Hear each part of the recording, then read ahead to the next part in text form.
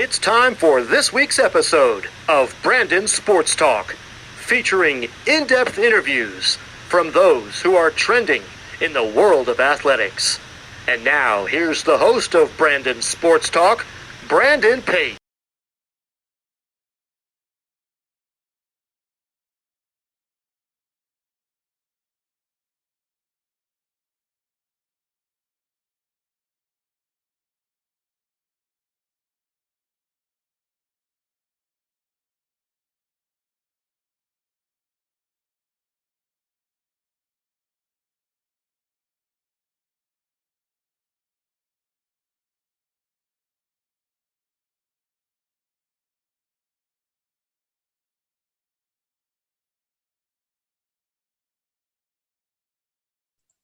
Welcome back to Brandon Sports Talk. In today's episode, I have the privilege to interview Victoria Howran, who is the NWHL hockey player for the Connecticut team. How are you doing today? I'm doing well. How are you today, Brandon? I'm doing good. Can you talk about how you knew that you wanted to play professional hockey? Well, growing up, I didn't really know. I played with the boys, so it was more of a NHL kind of dream. But as a female athlete, my goals were more directed towards Division One and playing in the Olympics. Um, and then once I was recruited to UNH and the CWHL was forming still, and it became more of a opportunity. So then throughout my collegiate career, I was sort of like, yeah, it would be cool to play after college and continue playing.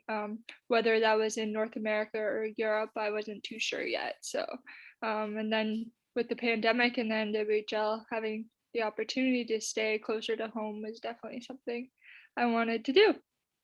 Can you talk about, of course, your college playing career at North Hampshire University? At UNH, I made a lot of great memories there, both on the ice and off the ice through friendships. My career started off a little shaky. I got sick my first week at school, so I wasn't able to really be with the team the first few weeks. So, as an incoming freshman, that's difficult, obviously. Um, but once I sort of got back into the swing of things and the season started and I was able to practice and play with everyone. Um, I grew as a player there and definitely developed my first year, which led to a more successful, I would say, playing career in my later years. But developing as a player and a person was definitely my goals going into UNH, and I feel I definitely accomplished that. Can you talk about, of course, your playing time at WHIBY? So Whitby, I traveled to Whitby. It's about just over 2 hours one way, so it was a lot of time in the car. But it feels like so long ago. I cherished all the memories there. It was definitely a growing opportunity and a learning experience to go out of my comfort zone a little bit from a little small town. So I mean, I made a lot of great friends in Whitby, and we definitely accomplished a lot there as well. We had pretty successful teams. Um, and it was fun to play against my teammates from Whitby in my collegiate career. So, yeah. What was it like whenever you signed with Connecticut Whales? It was a special moment for me and my family, obviously. It was my first professional hockey contract, something I didn't really think of or think I would have the opportunity to do. And with it being with Connecticut Whale made it extra special. It allowed me to stay in the New England area and be able to visit friends that I gained throughout my collegiate career. Can you talk a little bit about, of course, playing for your home state team? My home, Like in your Ontario. area, like in the area you said. So New England. So New England area. It's composed of 6 or 7 states. I'm not too sure. Um, but yeah, so New Hampshire isn't far from Connecticut. So I mean, I was able to visit some teammates back at UNH and revisit my school a little bit. So I mean, unfortunately, the pandemic got in the way of all of that. So they weren't able to come watch me, but they were able to watch on TV and such. Can you talk about, of course, what game day is like? Yeah, so I mean, game days was quite unique this year with Connecticut. I mean, in the bubble, um, we had food delivered to our hotel rooms. So breakfast was delivered around between 8 and 9. We then typically went to the rink. We had pregame skate, and then we came back and we had lunch delivered to our room. Typically, after lunch, I like to have a little bit of downtime, maybe stretch, roll out a little more. Um, and then pregame meal was delivered to our room. And then sometimes we'd have a Zoom call with our team just about the game and the game plan going forward. But then once we got to the rink, I always tape my stick before the coaches come in. It's just a superstition of mine. And then coaches come in, they go over the game plan again, any key points that we want to focus on for the game. And then I roll out and stretch some more. And then it's off ice team warm up and then on ice team warm up, and it's game time. Of course, like I heard you said, you always tape up your stick before the coaches come. Are there any other game day like rituals that you do? Um, so this year it was hard to sort of develop those rituals. I mean, on ice warm up, there's a few things I always do.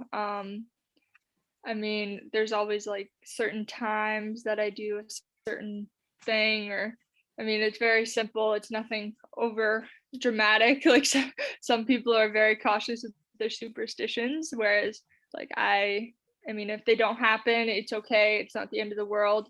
But I just like to get in that mindset of really focusing on certain things and deadlines and times and such. Of course, what was it like putting on the Connecticut Whales jersey for the first time? Yeah, it was a special moment. I mean, like it's a professional hockey team, and it was. I mean, it wasn't during game day; it was pitcher day, so that was unique, but um, still special nonetheless. Have you played in a game since, of course, signing? Yeah, so we played. I've played 3 out of the 4 games in Lake Placid, and then we just played not this past weekend, but the weekend before, and with the 4 remaining teams because the bubble got shut down. So I was able to play that. So I played 4 games total. Can you talk about, of course, playing at Lake Placid and what that special moment was like? Yeah, so I mean, I played in Lake Placid once before with the Team Canada U18s in 2015. We had a series against the US there, and I mean, just the history of the Herbstbrook Arena was definitely fun atmosphere. And I always liked the old barn style rinks, so that was definitely special. Of course, what are some of the accomplishments that you've achieved so far while playing? With Connecticut or just in general? In general. So a big accomplishment of mine was playing with the U18 Team Canada team at the World Championships in 2016. That was, I mean, it's always an honor to play for your country and represent your country at any level. So that was one of my biggest accomplishments. Another accomplishment was going Division 1, playing hockey at a Division 1 school. Definitely something not everyone gets the opportunity to do. And then playing with Team Ontario, so nationally within Canada, was also one of my highlights of my career so far. Can you talk about, of course, your accomplishment playing with Team Canada? Yeah, I mean, when I got the call for the first camp, I was overjoyed. It was something I wanted to share with everyone right away, but I couldn't. But I got to share the moment with my parents until the roster was released for camp. So being one of the top 50 in the country of my age group in 2015 was something I really couldn't understand at the time. And then I still can't really grasp the concept, but and then from there it slowly became a smaller roster with each camp, and then Worlds came and I was chosen for Worlds, and on home soil it was a lot of fun, something I will keep with me for a lifetime for sure. Definitely a lot of friendships, just the atmosphere of being on home soil representing your country is just so special. Can you talk about, of course, what it's like playing against famous players like Taylor Ackerson, who's with the Buffalo Beauty, and also like the Boston Pride, playing against them?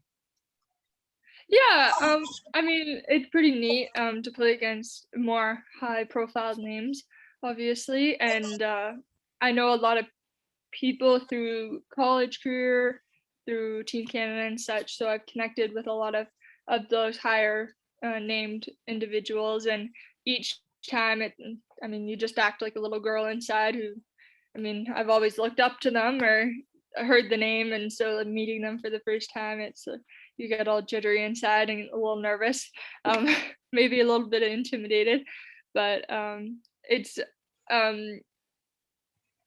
pretty cool to share that passion with someone and be able to connect with them that way and to play against them. I mean, it can be intimidating, um, but you just try to enjoy the moment and know that they are making you better and you're trying to make them better by being a difficult opponent to play against. Have you recently played against Caitlyn Flynn from the Boston Pride? Yeah, so I got to play against her in Lake Placid. She's a great player, tremendous skill, and definitely someone I could take a few pointers off of. So, yeah. Of course, as you talked about, take a few pointers. Are there any like players that are playing on different teams that you've connected with since you've been in the league to like get advice on how to do stuff? Absolutely. So at UNH, there's been players from UNH to go on to play in the NWHL. There's Jonah Curtis, who plays with the Minnesota Whitecaps. There's Jenna Rowe, who plays with the Boston Pride.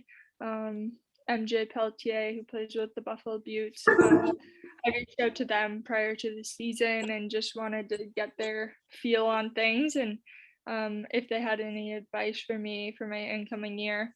And then I've sort of touched base with other players who I played with at UNH that continued playing, like Taylor Winskowski and Carly Turner, who went to the Boston Pride. And it's been fun to connect with them to see how their first year experience has been with mine. So, What are some of your future plans, of course, with the Connecticut Whales? yeah, so as of right now, I hope to continue playing and I hope it will be with Connecticut. It is very dependent on the pandemic and like my career outside of hockey and how that will progress, as I am finishing up my master's come August. So there is a few obstacles before any confirmation of playing next year. So.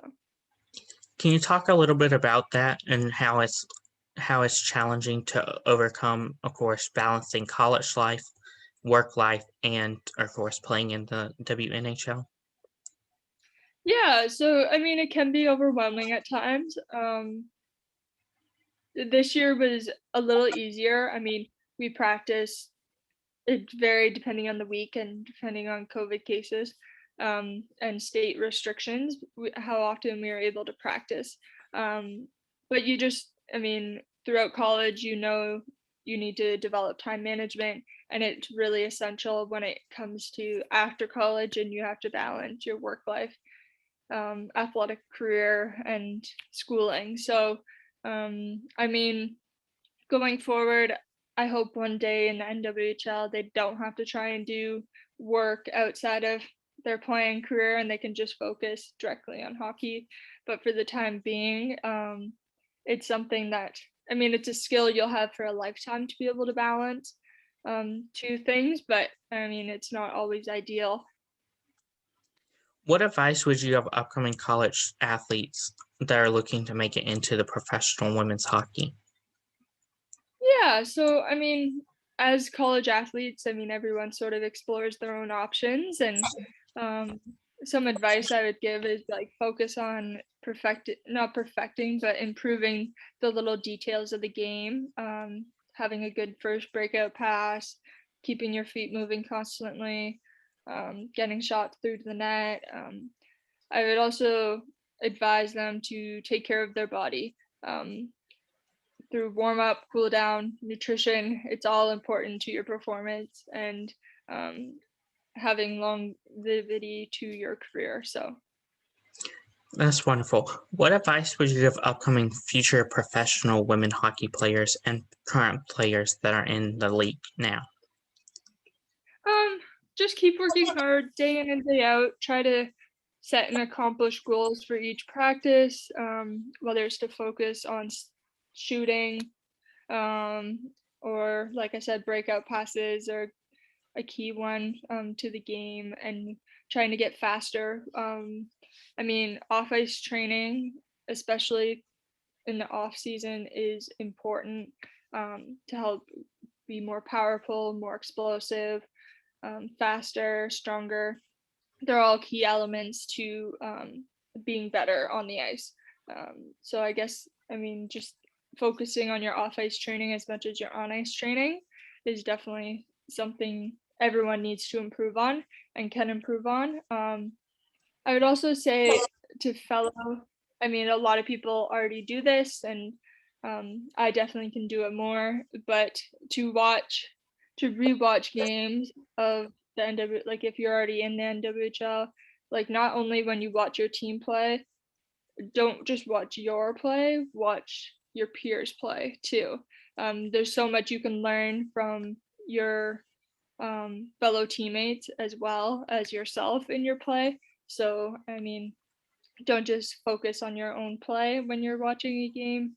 Try and focus on what your teammates do and their good habits that you can grow as well.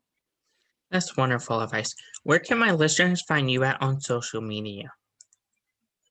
My Instagram is just Tori Howran 5, and my Twitter is just Howran 5, I believe. I'm not a big social media guru, so but I do try to. I mean, if people reach out, I try to get in contact with them at an appropriate time. Yeah, pretty much anywhere. I have a social media platform for almost everything, so just search Tori Howran and I'm sure to come up. Thank you again, Victoria Howran, for your interview, and best of luck in the NWHL with the Connecticut Whales. Thank you so much for having me, Brandon. You're welcome. You can find Brandon Sports Talk on Facebook at Brandon Sports Talk, Instagram at Brandon Sports Talk, Twitter at Talk_Brandon, and you can find me on YouTube at Brandon Sports Talk. Don't forget to like, comment, and subscribe. Thank you again, Victoria, for your interview, and best of luck. You've been watching Brandon Sports Talk. Please feel free to like, share, and subscribe to Brandon Sports Talk on social media and on YouTube.